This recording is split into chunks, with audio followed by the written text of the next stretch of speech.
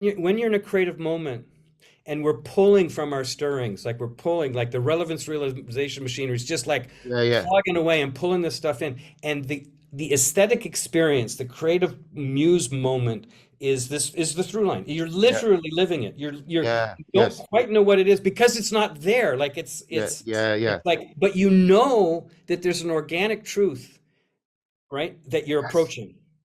I freaking love that moment. Like when you're sitting there and you go, I don't know what the hell this is, but I know it's there. And I Yes. know that when I get there, there's going to be a click. It's going to be what's in my brain and what's in the world are going to come together. And there's going to be a harmonic moment. It's going to go, ah, and Right. I'll know that the poem's done. I'll know the shape of this thing. And all of it was ex playing with that through line all the way down. It's See, this fascinating. is exactly what we're trying to bring in, Chris and Guy and I, Master Pietro, Guy Senstock and I, into dialectic, into dialogos. Like you set up all these conditions, but what you're trying to do is you're trying to make it so that you know those two dimensions of logos catch fire, right? To bring all of that artistry and flow, and as you said, you can tell that you're pushing your relevance realization machinery to its max. Mm-hmm. That's like those are the features of dialogos, and that's why I don't just use the term dialogue, because our term dialogue doesn't capture this Sure, the sure. flow, the artistry, the generativity, the emergence, and that in that sense you have that sense of the entrustment. I don't know where it's going, but I trust myself to follow it, right? All of that. Hell yeah. Hallelujah to that.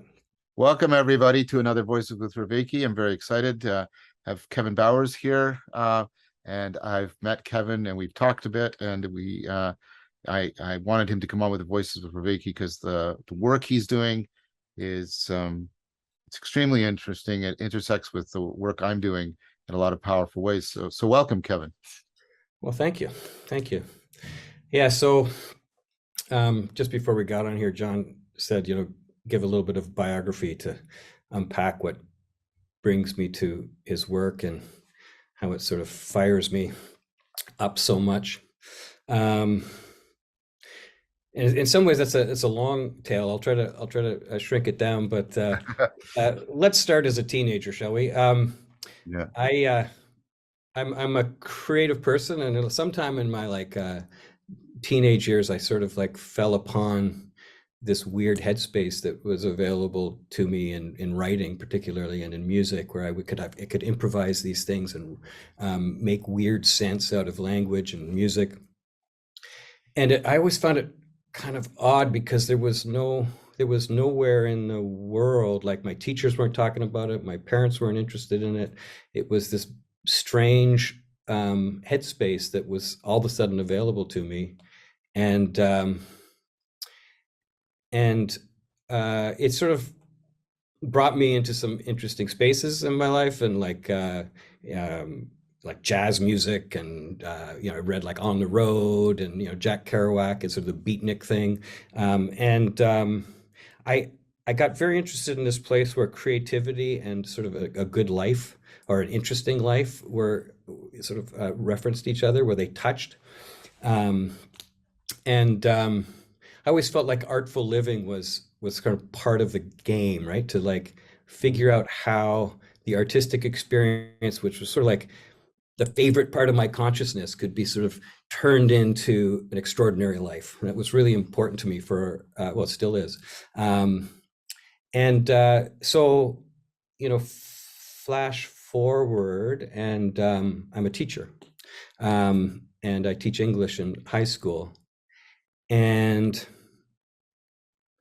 the institution and this kind of consciousness that I had sort of been playing with and finding great joy in was, um, they didn't necessarily meet. Again, there was like plot graphs and novels to read, but this idea of this sort of special kind of consciousness that was really important to me and really freeing and engaging was not sort of on the curriculum, at least explicitly on the curriculum. When you read the curriculum a little deeper, it can surprise that there are sort of doors to these kinds of experiences. But at first, I didn't see them. And I was really dedicated to this idea of like having students experience this thing. Um, and so I, you know, and I guess this goes part to this meaning awakening from the meaning crisis and the role that creativity might play in it. It's like having practiced that kind of consciousness, I'm sort of unwilling to sort of let an institution or sort of normality sort of get in the way of there's a fight in it, a motivational sort of um, grind, that a little sliver that just won't let you be. So I went digging, and one of the first pieces that came to me that brings me here is a book that I found, and I'm old enough that comes out of an old card catalog in a in a library. You're sifting through. I'm looking for creativity, and I remember I found a card, and on it said "A Whack Upside the Head" by a guy named Roger Van Ouch. What a great name! Um, and it's an entrepreneurial book about creativity and getting entrepreneurs to sort of break outside of the box and think creatively so that they can invent. And in that, he gave me some language that has stuck with me all this while. He talks about the artist, the explorer, the artist, the judge, and the warrior. And these are sort of mindsets that one can take upon engaging in creativity. And this was really important to me because I decided it was when the moment sort of struck me, is that I can take this creativity thing that felt the muse, always feels like an almost impossible thing to unpack. Like it's this weird thing that takes over, and it's joyful and strange, but it's elusive. And but here was a guy saying, no, you can take it, you can break it down, and we can put on hats. And so he has these little sort of diagrams of the explorer hat, and what is the attitude of the explorer. And so I started giving my students explorer activities where we would just use a sort of consciousness that would act quickly and engage in the world. And so I got really good at separating and making distinct aspects in a creative process. And as I did it, I found that it was helping my creative process. It's like all of a sudden I'm writing more and engaging more, and my students are immediately glomming onto this. Like they get it. Their consciousness is ready for any of these activities. Like it's just it kind of never fails. Like it's like these strategies are sort of latently, they're like the humans just waiting to be triggered in these ways. Anyway, so I'm having great success with that. I decide that this has become my life's work at this point, and I went and got a master's degree, and I found John Dewey, and just the title of that book, Art as Experience, grabbed my attention. And he just goes deeper and further into this parsing apart this elusive, ineffable thing that I thought was creativity, but now it's being articulated, and I can. So I spent a lot of time just going deeper and sort of gearing my entire practice as a teacher around explicitly teaching and operationalizing aspects of creativity for learning. And then I found Awakening from the Meaning Crisis, and an unbelievable sort of like, what's the word, when it just sort of like my schema and your words just kind of clicking, and there's sparks flying as you're going through these as I'm going through these podcasts. It's like one after the other, I'm sort of having these aha moments, these little epiphanies of like the connectivity between relevance realization, or contact epistemology, and all these words that are all new to me. Like they're fresh things in my consciousness. But my God, the conversation between Dewey and your work just felt to me too real to be ignored, and it's come to me at a really sort of an important time, because it's really as an educator, I'm like, the success that I've had with creativity in an educational domain has been really life fulfilling and thrilling. Um, but I started to see with sort of your sort of mandate of like awakening from the meaning crisis, it's a much broader story, right? It's Right. this Yeah. huge, and I'm like, so you're catching me at a time when I'm like seeing that this creativity thing is not just for teachers and not just in the domain of the classroom, but it's a Right. way of really finding sort of a broad spectrum efficacy in joy and meaning making uh, for anybody. And then I did a workshop not too long ago with some adults about they're just like people that were sort of searching for meaning. Mm. And I said, I sort of put my hand up and did a workshop. I've done a million of them as a teacher, right? So I was like, in 50 minutes, I can bring someone through a creative process and articulate some of these pieces. And just the amount of enthusiasm and joy, this, oh my God, I can do this. Like I can have people surprise their own consciousness really quickly. And for them to have to sort of redefine themselves a little bit, like, holy shit, I didn't know that was Yeah. Yeah. in me, right? Right. Um, um, anyway, so that's sort of what lands me in your on your podcast, I would say. Well, that's an excellent landing. Now, maybe I'm misremembering, but I thought you also like you also sort of created a specific program that you're teaching now. Is that correct? Yeah, that's right. So, well, I've been doing it for years actually. So I'm at the Limestone Board, that's in Kingston, Ontario, in Canada here. And somehow, before my time, there was some wise person who came up with this an idea called a focus program. And the concept there is that a teacher can come along and sort of say, "Oh, wouldn't it be great to get a bunch of students and let's say we could, let's say they're a contractor and they can build a house. Well, the teacher is, and I bet there's a bunch of students who'd be interested in learning that, and we could put together a credit package." And we can give it a fancy name and brand it as, I think the one was called Renovations Plus, and they get the kids to go out and Mm. get all the skills together to build.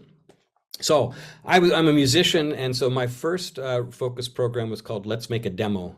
And I'm a songwriter, so I was teaching kids how to write songs. We had a little recording studio, and the kids come, they bus them from all of the different schools, and and I bring them through the process of recording an album. We do live shows, we make videos, and so I did that for about a decade, and then I switched to film. So now I'm doing one called Studio LC. Similar concept. Students get bussed in from various schools, and I yeah, there's a few things that are really unique and important about this program, and it's taught me a lot about um, what works for teaching. And one is sort of a shared community of interest, right? Like everybody's there because there's a calling, like there's something within them that said film is important to me. It doesn't mean that they're filmmakers when they walk in the door, like many of them haven't held a camera with that intention before, but they do love media. And now they're in a group of other teenagers with a teacher who's chosen to build that space. Right. um, and the other trick is that we have all day together. So for Mm. a semester, I'm giving them, in this case, 3 credits. um, and so we get this sort of like time to uh, um, play with the materials and go Mm. deep and build a project that comes from their own interests. And and the bell doesn't ring and they go off to chemistry, right? They're able to sort of stay in that consciousness and in that community. Um, and of course, I build into it this sort of creative process teaching. So I'm doing all of this creativity work, and the expression of that comes out into the making of films or the writing of songs or whatever it might be. So I feel like I got to be the luckiest teacher in this province, if not beyond, because it's a special space that I get to occupy, and yeah, the motivation is just like I have to slow them down. I mean, really, there's this sort of cliche like, oh, teenagers, you can't get them to do anything or something. It's like it's quite the opposite. Like Yeah. the wheels are Yeah. spinning and they want to go, and it's sort of my, I got to use some of my like, age and experience to say, okay, whoa, whoa, whoa, like we got cool plans here, but let's, let's organize it a little bit. Anyways, it's a joyful space. Yeah. I think young adults are actually, if they're given the right conditions for serious symbolic play, they will engage in it quite passionately. Absolutely. So I guess there's a whole bunch of questions I want to ask you. I guess I first want to ask you some almost phenomenological questions. I want to ask you question like first of all, what you're observing in these kids, like what do you see happening? Um, I mean, they're with you all day for a semester, and they're with each other, and they're doing a lot of like how deep does the transformation go for them? Like, do they start to reframe their sense of identity, their Mm. sense of connectedness to the world? And not to put my thumb on the scale or anything, but does it is it sometimes, you know, affording maybe even an existential or spiritual awakening for them?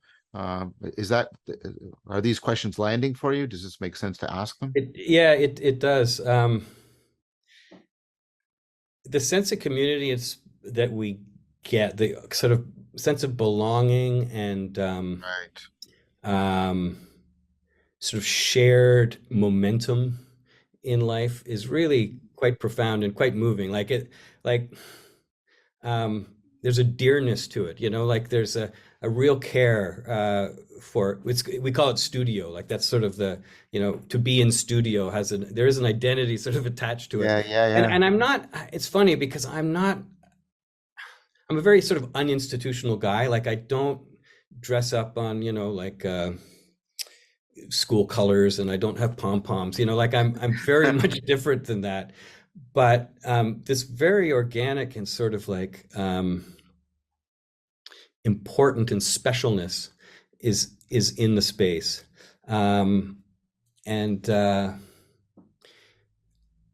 Because I've been doing this for so long, I mean, I have to tell you, it's one of the joys of my life. Like I live in Kingston here, and all my students, so I walk down the street or go to a bar or something, and it's like oftentimes my students are there. Uh, Ah, and I'm a musician, so oftentimes they're doing sound, or maybe they're drumming in a band that I'm in or something. And it is so heartwarming, the amount of connection that still exists with that experience, having done this thing together. Um, I, I would say, I don't want it to come across as like presumptuous or arrogant or something like, but it was a central moment in many people's lives. It was a transitional moment for lots of people, and it still sort of helps.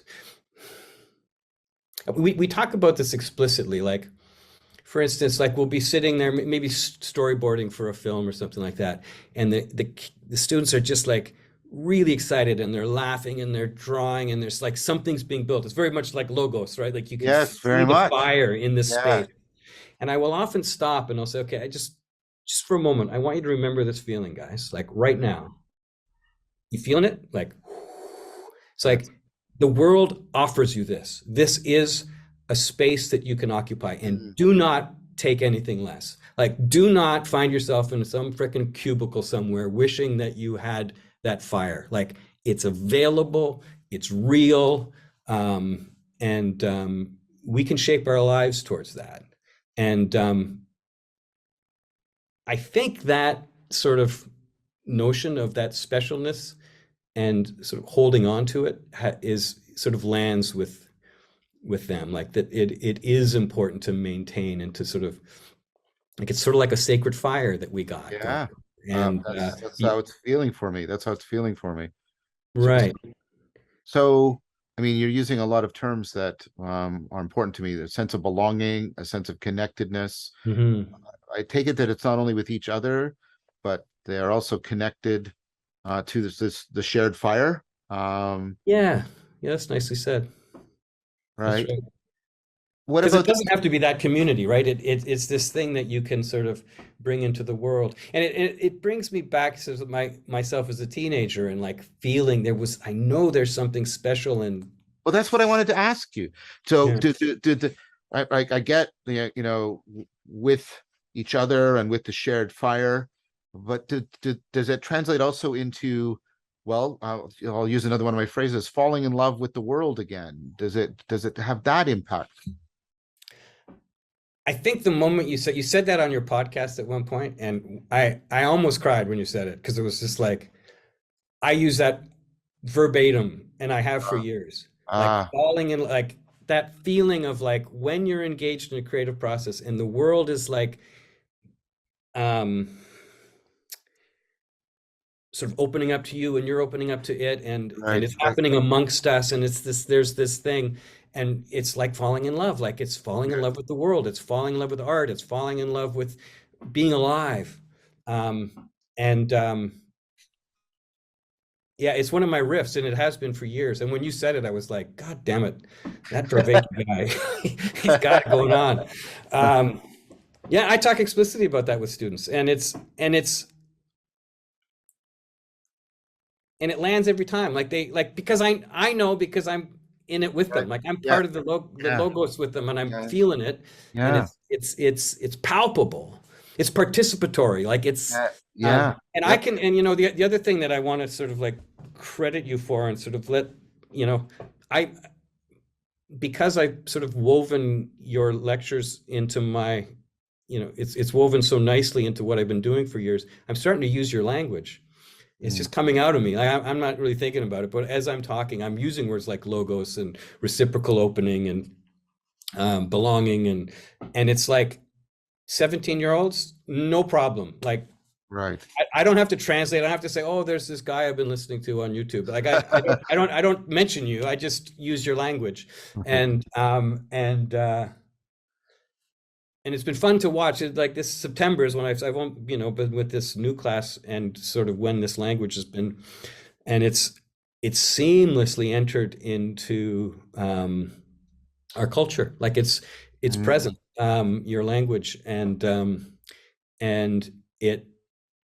it has that sort of um, sticky beauty to it. Like it's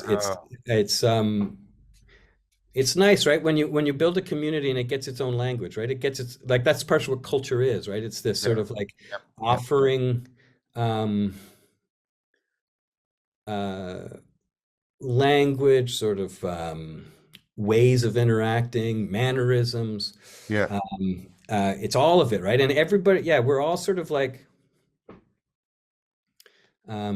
sold in it and walking in it, and yeah, it's quite a high for me to watch it happen. I can imagine.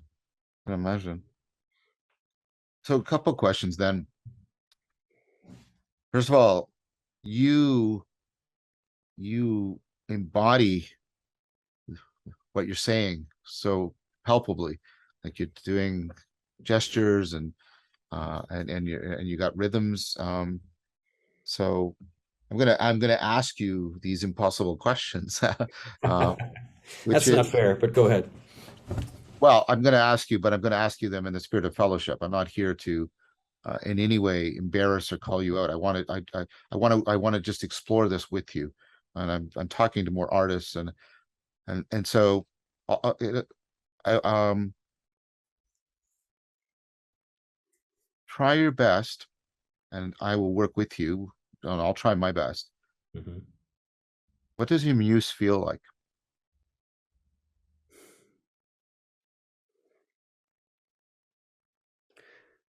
Um, I get to these moments that I find it's almost like everything's connected such that I can't make a mistake. Mm, Like my brain will land on some object that's just near me, and it's the right object for the next sentence, if it's a poem or Right, right. um, and um, and there's this joyful sort of like loftiness to it where it's like it's light, but it's fast and um, it's um, light and fast, open, and goofy a little bit. It's a bit like you know, anything goes. So it's a bit of sort of slapstick to it. Uh, am I in the right domain for your question? I think I have to be because it's coming out of my mouth. But Yeah, no, no, no. You're answering the question exactly as like what I want. okay.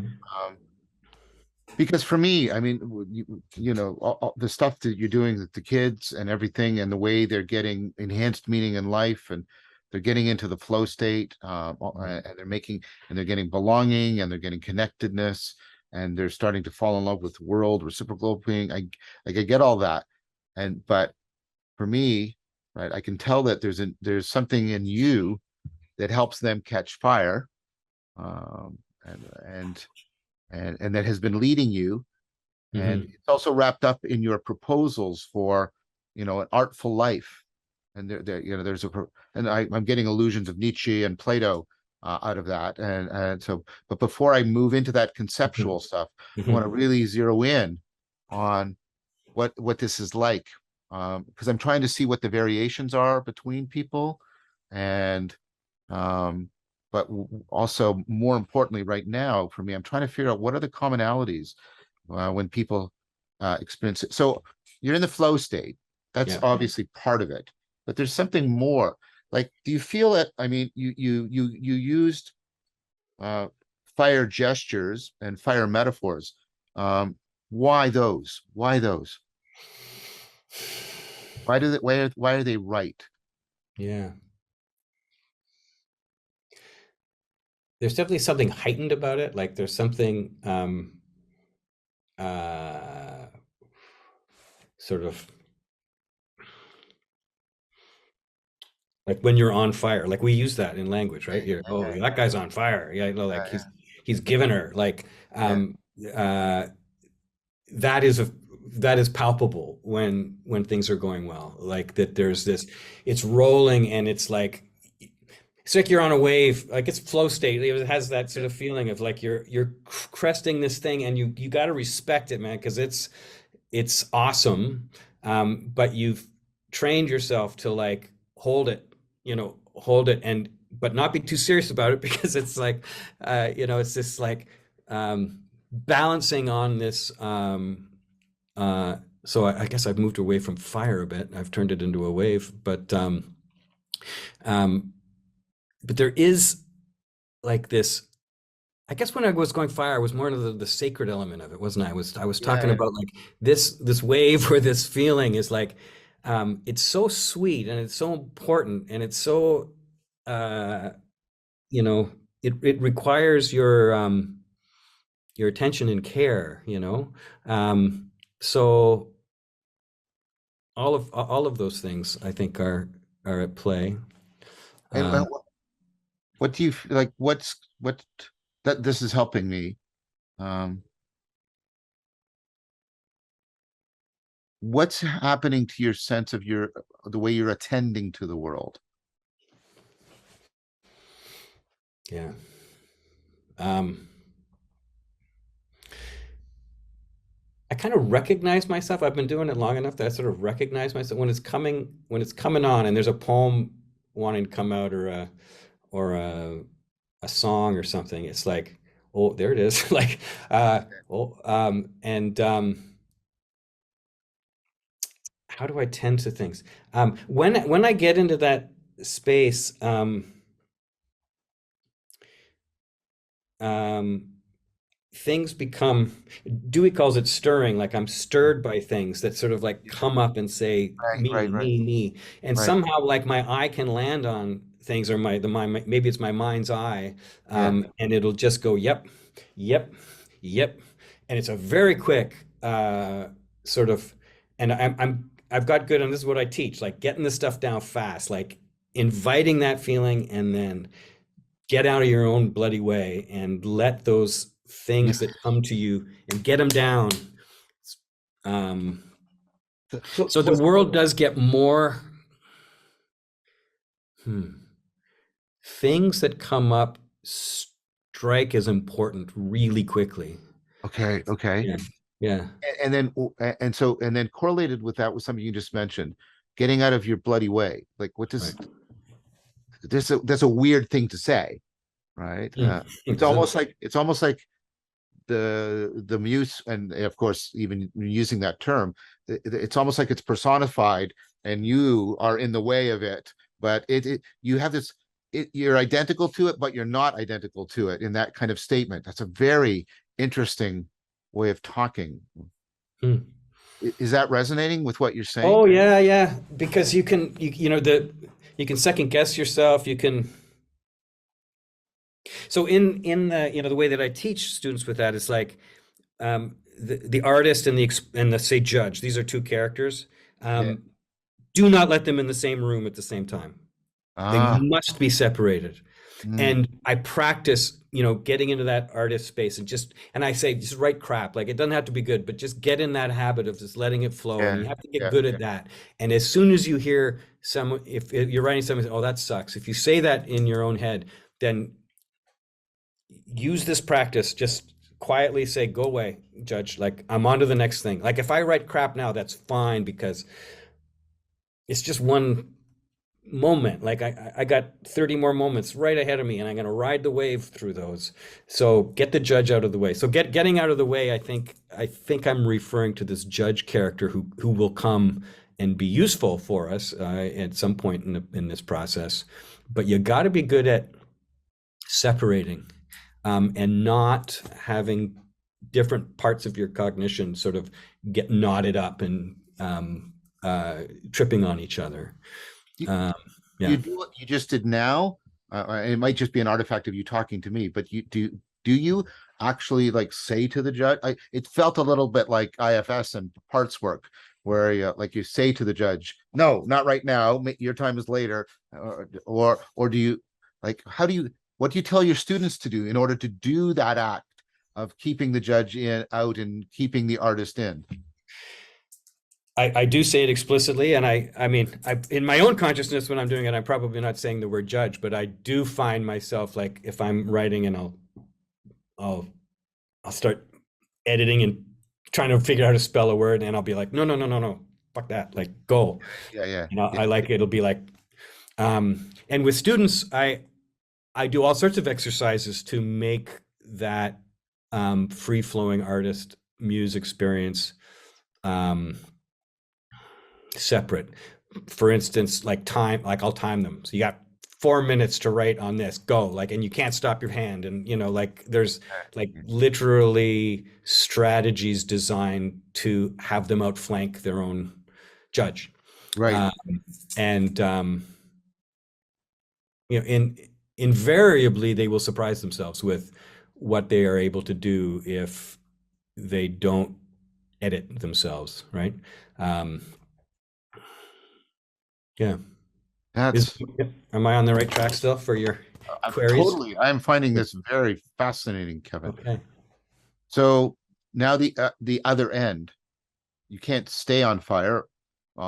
So like, how do you guide your students?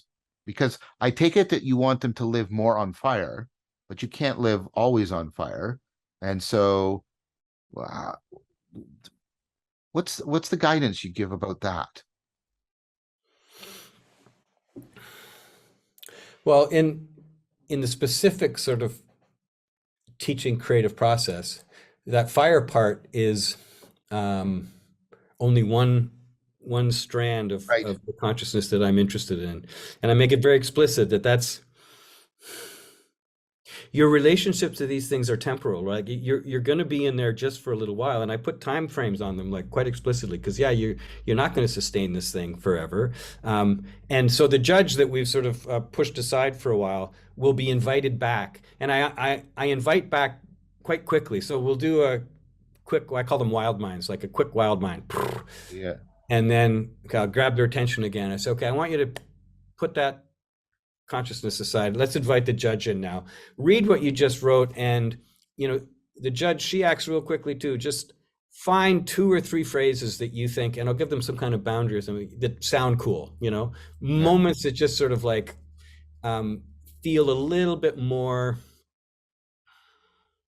interesting, cool, sweet, and just like a highlighter pen. Right. Right. Right.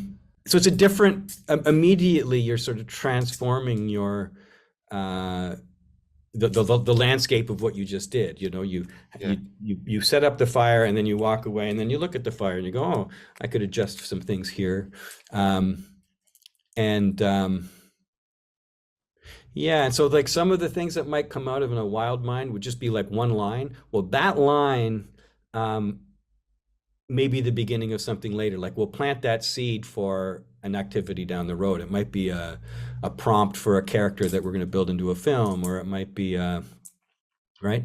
Um, yeah, there's another trick that I really that's really successful for me is like not knowing where the hell it's going. Like we do all Yes. these sort of explorer activities, and I explicitly do them in such a way that it's like what we've arrived at is a bunch of random cool sounding things that have no meaning. And then within 10 minutes, I can say, okay, look at it this way. So here's a list of words. I'll say, come up with a cool band name from all of those things. It's just random words that we just came up with. Yeah. And the landscape of that list shifts immediately, and people could say, "Oh, that's a cool band name. That's a cool band name," right? Mhm. And then I'll get the kids to like, "Okay, so Johnny said Lip Service is a cool band name," and then I say, "Okay, in your mind's eye," and I maybe talk to a partner. It's like build a band. Who? What are they? What kind of music do they play? What's the Yeah. instrumentation? Right. Design the logo Yeah. that is on Yeah. the thing, you know. And it's like it's again, I use the word logos for this. It's like Yeah. it's just it will develop in front of you. Like if we have faith in the band Lip Service, it will come to you. And when you feel that happening, like respect how cool that is. Like that is really cool that you're Yeah. able to do that. Yeah. This is like 8 minutes, right, of a lesson. Boom, you do it once, and then everybody's come up with different band names. So I guess what I find interesting about it and is this in the creative process, you keep changing perspective on the thing. Like Yes. you're Totally. in it for a while in a way that's like all of your consciousness, and then you look at it with a different viewpoint, and then it offers you these little things, and then you ask those little things to do, you put a different boundary on it. Yeah. Um, Yeah.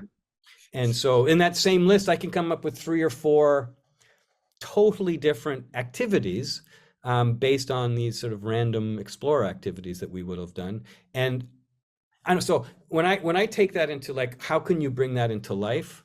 Yeah. Like, isn't it fascinating that we can take random beauties and just based on how we play with them, the perspective with which we bring to them, the questions we ask of them, the limitations and boundaries that we set for ourselves, you know, untold glories can just sort of like fly off in sparks in every which direction, and do.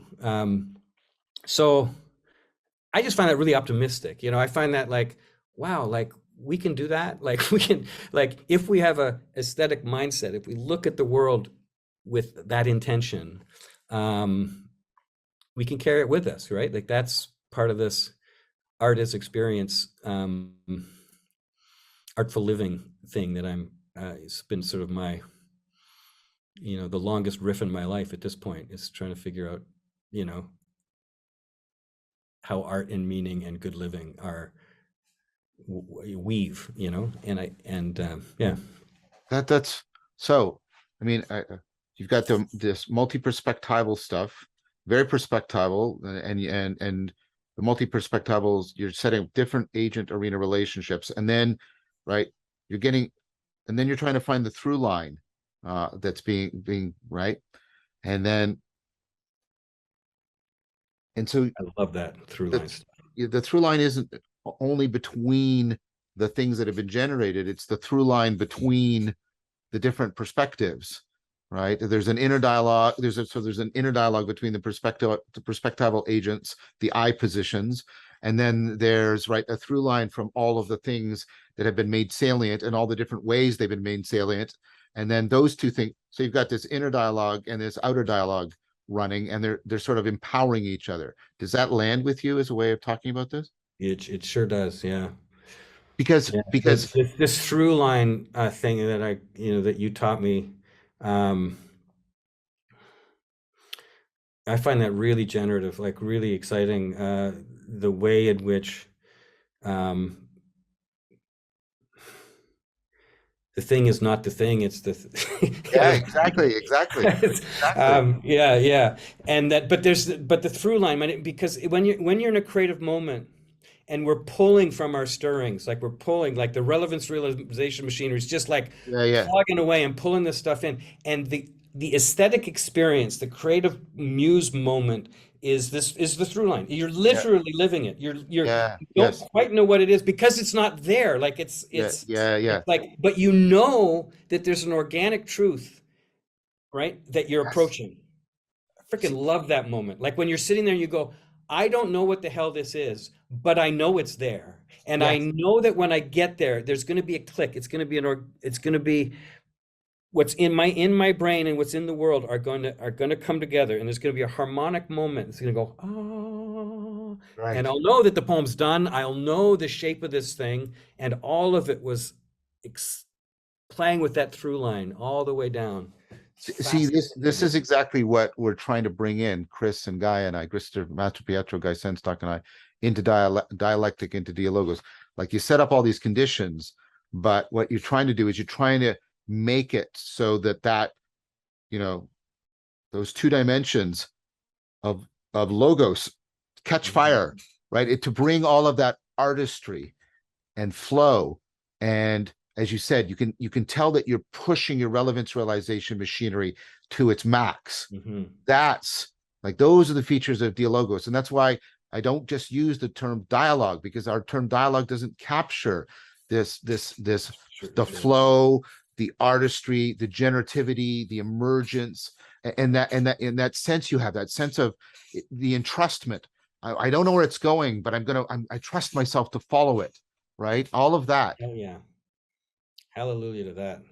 That's um the entrustment. That's a great word. I don't know that I know that word, but I think I know what it means to trust. You're right. Like you're Yeah, trusting that there's beauty underneath there and that the beauty is important and that it's maybe just like you know, next to truth, right? It's just sitting yeah, there right next to yeah, truth. You yeah, know it, man. And you there's a I think it's Michelangelo and the David. I don't know if this is true, but the idea is like, there's this big chunk of marble, and it's like someone asks him, like, well, how are you going to do it? And he's just like, well, David's in there. I just got to get him out, yeah, right, right, yeah, yeah, yeah, yeah, and and I feel that way about a poem that's evolving. It's like because I do these wild mind things. I don't know what the hell it is when I'm doing it, but I feel I'm following the flow down this through line. Don't know what the hell it means, and I talk a lot to students about this. Like, don't worry about meaning. It's a pain in the ass right now. Get it out of your head. Just feel it. Like, yes, just ride that thing, and I'll give them, like, they'll have resources around them, like we will have played stirring games, so there will be stuff to play with. There will be materials that are relevant and important that they chose that are yeah, amongst them as they're starting to weave. So the artist weaves those materials together, and just have and trust. I'm going to start using that, and trust that when one word follows another, um, it will be right. And I say to them, these are the rules: make it flow and sound cool. yeah, If you get those two things, forget about meaning. Meaning will come. yeah, Trust yeah, me. exactly, exactly. And then you get all this language, and it's like, and then it's Michelangelo and the marble. What the hell is this thing? Yeah, yeah, Start, like, be a judge. Pick out a few of those really salient pieces, and maybe put that at the top. Maybe if that's the title, what does the rest of it mean? Ooh, and you just start scraping and shaping. And so, a poem this big gets that big, but that big is freaking beautiful, yeah. beautiful. Um, So I don't know if you know that Michelangelo got that image from Plotinus, the Oh, Platonic philosopher. But Plotinus actually used the image for becoming oneself. That what you have to do is remove the rock to release the self that's been trapped in. So he took this artistry metaphor towards, right, participating in one's own aspiration is an artistic endeavor.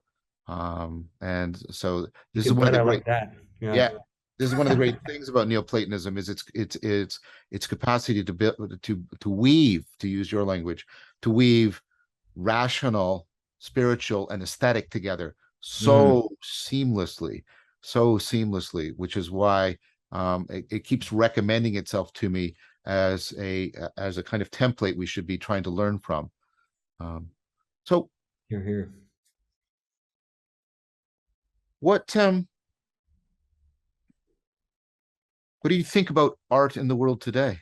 Because many people in this little corner of the internet are largely dissatisfied with the artistic world today.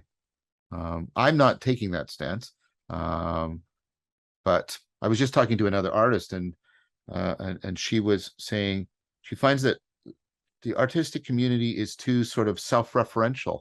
It's too much about uh, finding your place in the history of art and flowing with that. Um, and she wanted to make a criticism of I guess maybe a predominance of a sort of not postmodernism, but maybe a postmodern attitude, a kind of cynicism, and a being drawn towards ugliness and startling people. Um, and I mean, I've seen several art exhibits that um, very much uh, meet that. Like it seems, and I'm not an artist, so I could be ignorant. So I meet that right now, but I'm just relating what I've seen and some of the people I've talked to. It seems like beauty isn't very important to a lot of artists these days, and making a statement, um, which I think is a worrying trend, seems to be more prevalent in what artists are doing. Now you invoke beauty and falling in love with the world and the real possibility that beauty could usher us into the truth, and that sounds very different. Hmm. So I mean, you are an artist and you're an artist teacher, and I'm asking that question very open to you. Do you reflect on that? Because I mean, you must have to at some points, because you're setting these kids out, and some of them are going to perhaps try to enter into the artistic community and the artistic world. And so surely that must come up at some point, that Hmm. that question. Does it? Or am I being presumptuous? Um, yeah, I don't spend much time bumping into. I don't think I'm that interested in.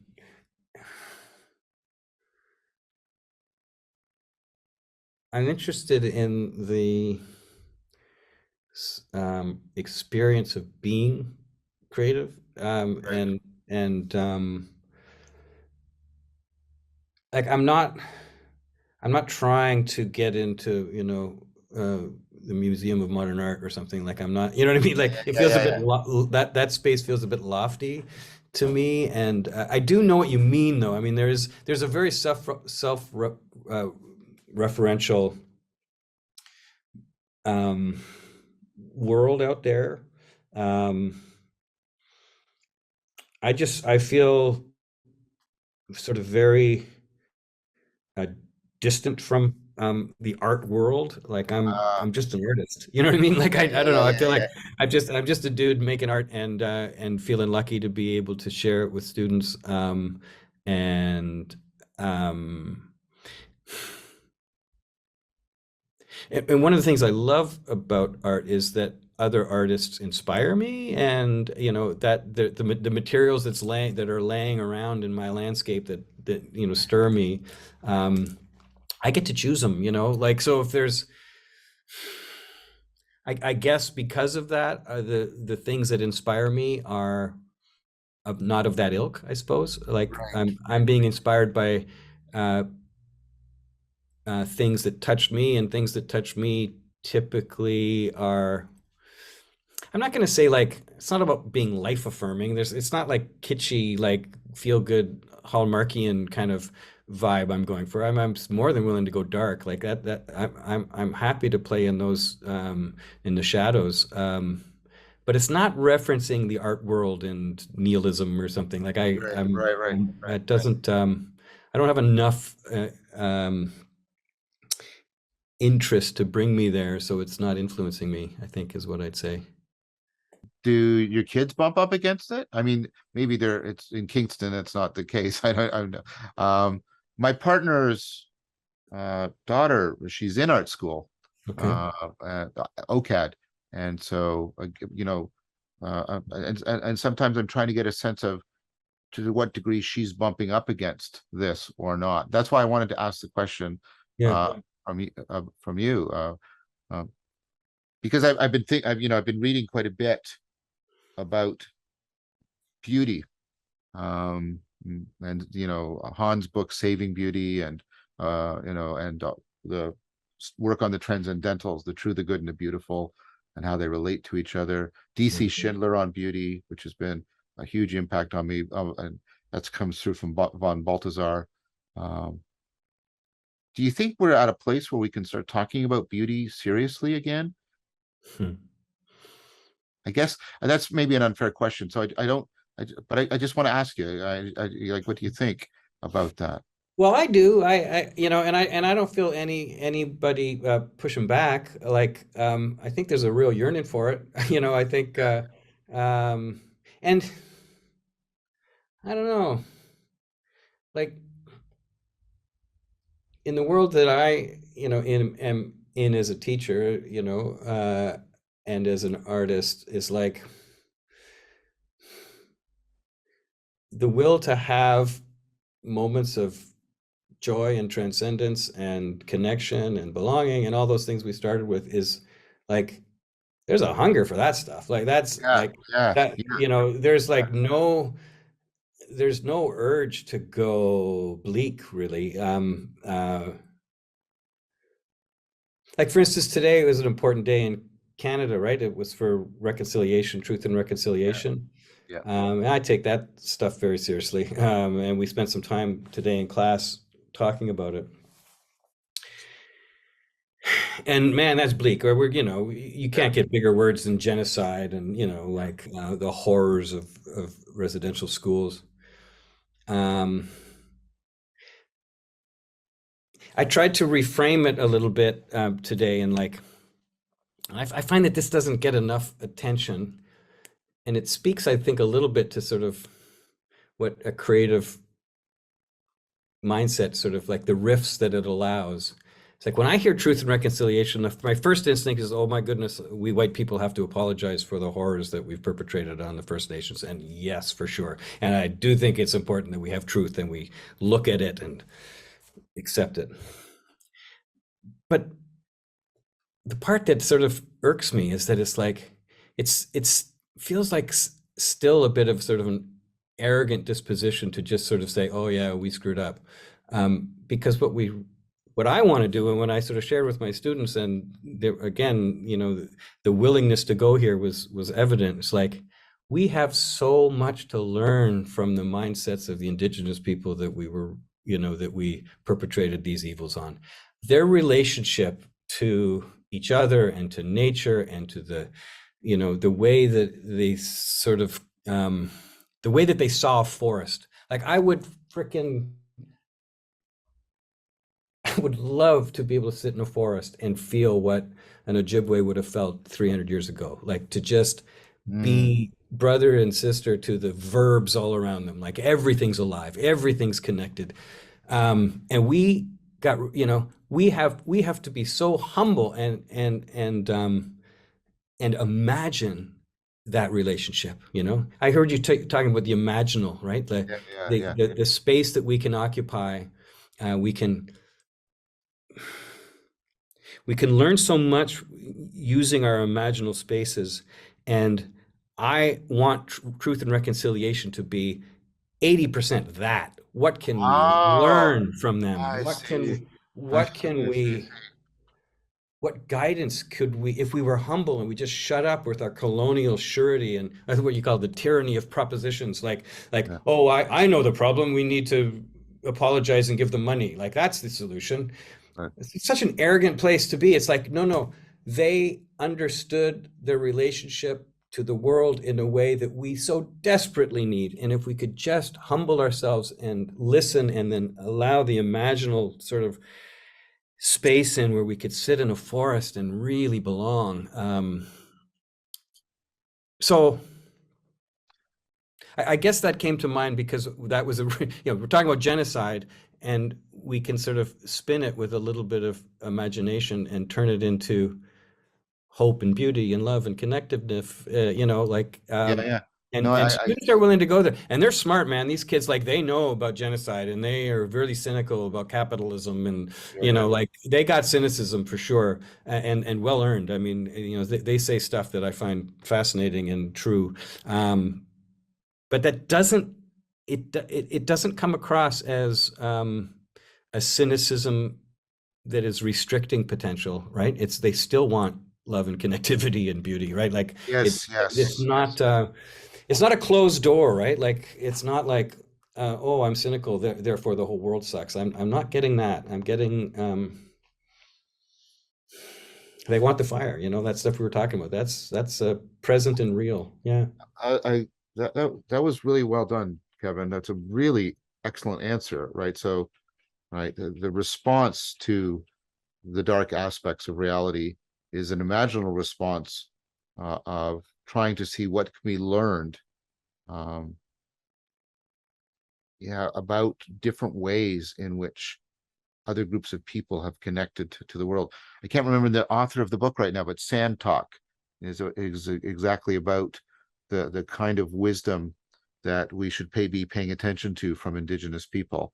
Um, and I found it interesting, your proposal that instead of political negotiation and economic negotiation, which of course has to happen, but Mhm. I agree with your proportioning. 80% of it has to be imaginal, it has to be artistic, but it doesn't have to mean despair, right? Right. Right. I I find that very interesting that the way you're. So I'm struggling because it's really it's really grabbing me. Right? They're the students are cynical, but not in a way that makes them want to put out that fire. They still want to fall in love with being. They still want to fall in love with the world. They still want to explore deeply. They're not. They're not like there's I don't know there's an element of I guess what I'm saying is there's almost like courage, like encouragement. Mm. They're developing, right, an active courage in the face of that, because many people, of course, could just you could just be sort of wounded by it, Yes. or you could just be hardened against it. But you're you're kind of recommending, and this is almost a Taoist thing, that they learn to flow with it, in some Mm. interesting way, and not I don't mean interesting in the dilettante way, like interesse, to be within. That's what the word interest means. Interesse, to be within. Like they're learning to be within it and flow with it. Um, um, I want to thank you for that. That was a really profound answer. Um, because I worry that the opposite will happen, that we'll get Hallmark card art on both sides, Yeah. right? That is largely captivated by some political intent, rather than, and they're getting the causal arrow the wrong way around. No, no, no, you do this work first, and then you take that into your political negotiations, your economic. Do you understand what I'm proposing? That you get this right, this ratio religio, this right Mm. relationship Right. going first, and then you get clear about what might need to be done at the propositional level, at the Yes. technological level. That's what I heard you saying, and Yeah. No. No. that That. yeah. think that's right. I mean, because your propositions are going to be wrong if they're if they're coming from the the mindset that got us in this in the first place, right? Like the colonial mindset that sort of saw this land and these people as sort of an inconvenience and in the way of modernity or uh, some shit like that. You know, you better get a new mindset before you try to heal that stuff, right? And so the perspectival and Yes. participatory stuff that they have to offer us, if we could just humble ourselves down and hear it, and um, uh, you know, there's so much wisdom there that we are, you know, too arrogant to hear, I'm afraid. But to go to the kids again, like when you bring that stuff up to students, it's like, yep, like there's no there. I didn't get any like cynical pushback. Like they're like, that feels good, like this idea of being more connected to nature and not looking at a forest as a natural resource that we could tear down. Like that resonates loud and clear. Like there's it's one of those things where it's like truth, you kind of sense the veracity of the thing. Yeah, yeah, yeah. And you don't and it's good to be near it. It's good to be near to a Yes. concept of an I shared a video by a beautiful thinker and writer, Robin Kimmerer, who wrote a book called Braiding Sweetgrass. And she's an indigenous woman and a botanist. So she's lived both in the scientific sort of worldview and the indigenous worldview. We It's a need more beautiful people to image, do right? that. We need more people to do that. We need more. Oh Sorry. my God. Yeah. So this book, I'd love anybody that's listening to us here pick up Braiding Sweetgrass. The image itself is Braiding Sweetgrass is the indigenous knowing and the scientific knowing, the weave of Oh, those things. So that's the first essay, and it's a series of essays that bring us through. Um, anyway, she gives a talk that I shared with the kids today. Um, and again, you could feel it in the room like this. Um, it was beautiful, actually. It was quiet after she was done, and we were all like, there's that fire again. And because yeah, it's a weird thing, eh? When you approach something that is um, true and beautiful, and sort of well articulated, it has it has an effect on a room, right? yeah. It's like and yeah. I released a video, well, today, not when people are watching this video, but when you and I are talking, um, with Kyle Koch, and from when I went away with Return to the Source, Rafe Kelly's, the Oh, thing with, he's the guy that runs through the woods real good, yeah, yeah. really well. And I love that guy. Yeah. and Kyle was one of the teachers there, and Kyle especially is on the nature connection. And some of the things we did, and we did the sit spotting where you go into a particular place and it's a meditative exercise, but instead of turning inward, you try to open, quiet, and sensitize your awareness so you're picking up on everything that's going on all around you. Um, and we even did these games. To me, they're closer to rituals. We did a thing where we took on various bird roles, you're this kind of bird, you're this kind of bird, and you're a hawk, and you're right, and and and and you play this game, and you I mean, to the degree that you get into the mindset of a bird, and then you start to see the environment very, very differently. You see, you start to see, I mean, it was almost shamanic in that sense. You start to see, if I was this kind of bird. And then there was one scene where where Kyle is the hawk, and he just ran in and tackled me out of nowhere, and it was very powerful. And I am now, that work and the work we're talking uh with other people that respond. um I think serious play, ritual, imaginal practices of connection to nature are a vital and indispensable part of any actual ecology of practices. I've become convinced of that. Um, Hmm. and so it'd be interesting to see how to take the creativity that you're doing in your classroom and compare it to the kind of creativity in these nature connection groups I've been participating in and getting them to talk to each other. Totally, totally. Actually, you remember Ethan? You had him on from Japan. I just recorded another video with him that's going to come out in a bit. Yes. Oh, good, good, good. Because that was really inspiring to me watching him. And so Ethan and I have been in touch. Excellent. So, the ecology idea lives. And in fact, he's going to come in and work with my students over Zoom. Good, Uh, good. See, if I can do much more of this cross yeah, pollination and afford it and get this all catching fire, right? totally, totally. Yeah. No, Then we, I'm really excited about it. And Ethan and I talked for, God, it had to be 2 hours, sort of just riffing off of what we both do. What a delightful human being. oh, yeah, And yeah, we just had this like immediate like uh connection, and we somehow our lives have, he's doing it through movement and I'm doing it through film and writing and whatever, but it doesn't matter. The modalities are not irrelevant, but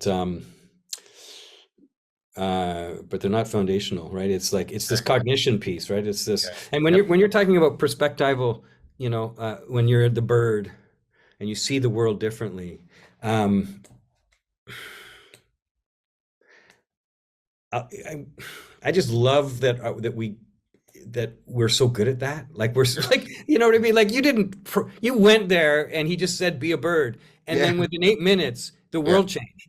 Yes. Like how fantastic is that? And how how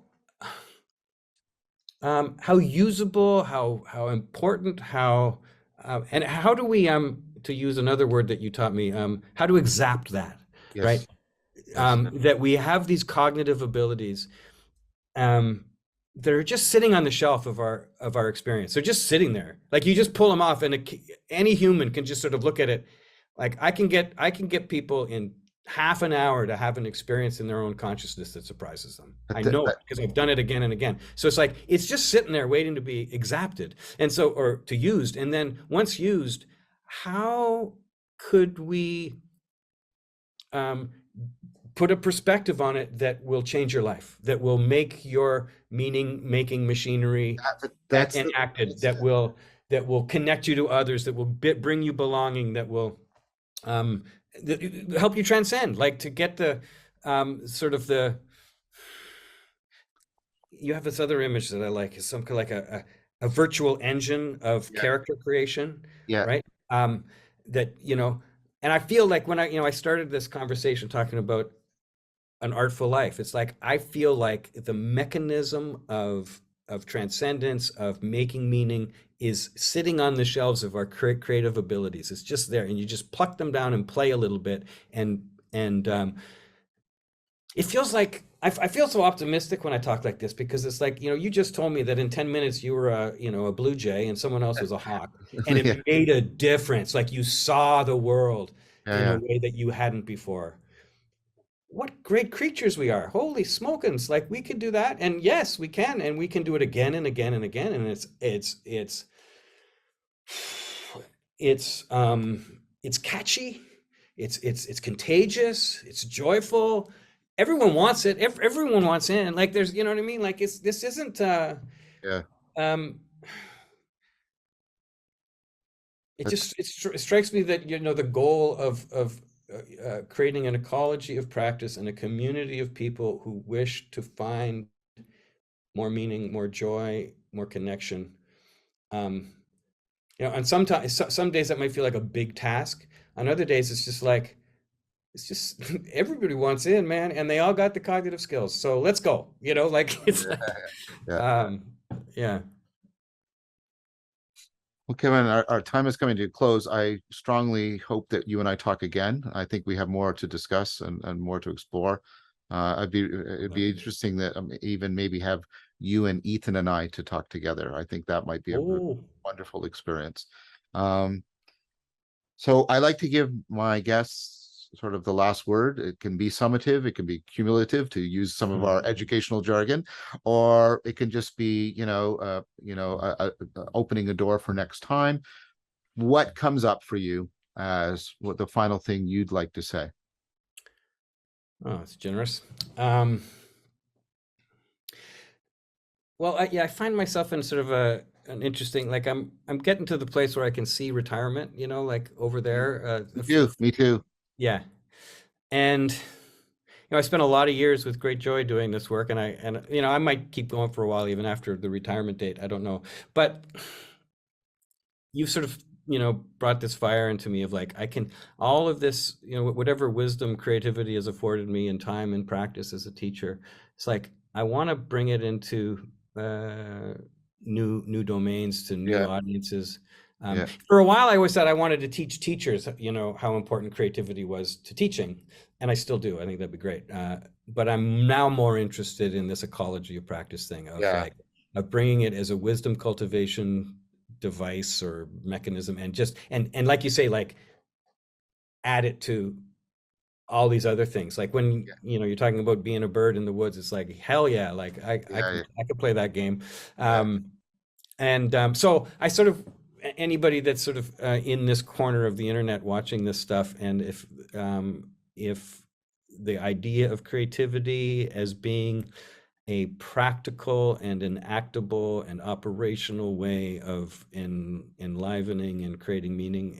If I'd love people to reach out and sort of touch base. I intend on um, building a life around working in this domain, and I'll have time in a few years. Well, I'll be retired, and I really want to workshop with people. I want to bring people through some of these experiences, and I want to participate in other people's experiences. I want to play, um, yeah, and I know I'm supposed to be summing this up, but I a bit of a political activist for years, and I just was getting burned out, man. I care so much about this planet, and political debate and argumentation, on Twitter and stuff, and it's just like, God damn it, all these skills that I have, just aren't working in that domain, right? Yeah. It's the wrong arena, right? Like Yes. Yes. Yeah. and so you've really helped me, and so let me say that, like, you came at a good time in my life. I needed a new direction. I actually have a YouTube channel where I did all sorts of political stuff, and I was like, no, man, I need a new trajectory, and you came along with Awakening from the Meaning Crisis and Ecologies of Practice around wisdom cultivation. And I'm always interested in the sort of the subterranean, like politics is here and there's something else underneath it, right? That Much, you much more. can't have Yes. this conversation because we're not there yet, Yes. That's right. somehow. That's, And yes. I agree so with I that. I want to go to where it's at, man. And I think and you shone a light for me. So and thanks for this opportunity to be speaking here, and then speaking to this community that might agree, right? That we need some meaning making and wisdom cultivation. So yeah, let's keep talking, and I would love to sort of be invited into new spaces and Yep. keep growing this thing. You That's what I want count, to say. count on it. Thank you so All much. right. It's been All great. right.